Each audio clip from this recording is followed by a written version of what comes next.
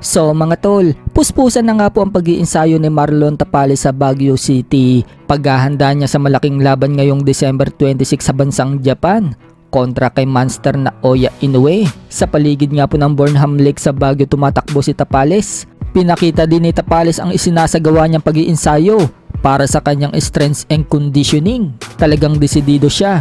Natuparin niya ang sinabi niyang inanakaut niya si Inoue. Lakas loob nga din pong sinabi ni Tapales mga tol kung sa super bantamweight daw sumikat noon si Pacquiao taong 2001, kung saan pinataob daw ni Pacman si Lelo Lidwaba sa round 6, hindi daw malayong dyan din daw siya sisikat sa division na yan, ang super bantamweight division.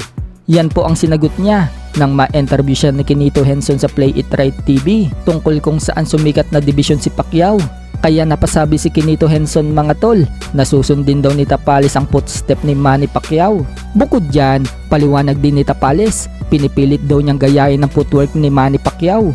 Isa daw kasi yan sa magagamit niya kapag naglaban na daw sila ni Oya Inoue.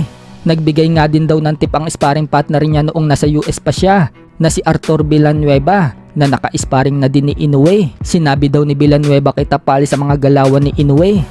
Siguro dyan sumikat si Manny,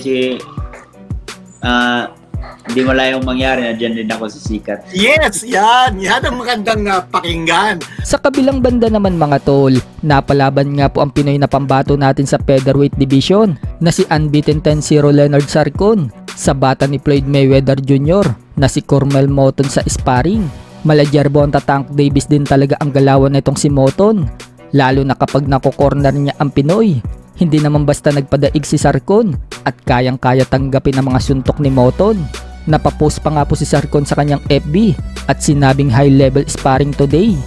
Kung matatandaan, naka-sparring na nga din po ni Tapales itong si Moton sa Amerika, pero hindi po nilabas ang video ng sparring nila. Sa kabilang dako naman mga tol, matapos nga po ang mapait na pagkatalo ni Stephen Fulton kay Oya Inoue, mag-aapat na buwan na ang nagdaan kung saan dinimoli siya ng hapon sa round 8. Balik ensayo na nga po si Stephen Fulton mga tol. Kapansin-pansin na tumaba at lumaki na si Fulton. Sumukang muli na nga po magbabalik sa lona si Fulton at baka sa featherweight na siya lalaban. Kung matatandaan kasi mga tol, sinabi ng kampo ni Fulton na hirap na talaga si Fulton sa super bantamweight division. Sa featherweight na daw talaga dapat lalaban si Fulton, pero dahil si Inoue ang nakalaban at malaki ang kinita, ginrab niya ang pagkakataon. Sa ibang balita naman mga tol, tuloy-tuloy nga din po ang pag-iinsayo ng Pinoy top contender Carl James Martin. Nandun nga po siya sa lugar niya sa Ifugao nag-iinsayo.